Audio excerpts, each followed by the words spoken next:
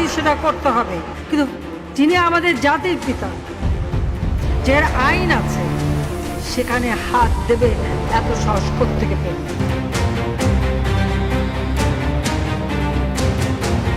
জাতির পিতার ছবি নিয়ে অপমান করেছে, এত সাহস কোথা থেকে পাই আমি জিজ্ঞাসা করি।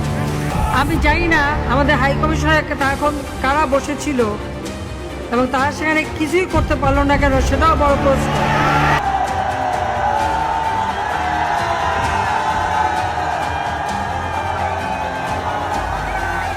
যে যারা এই ঘটনাগুলি ঘটিয়েছে তারা চলাফেরা করে না, তাদের দেখেন না, যা উপযুক্ত করা উচিত সেটা করতে হবে।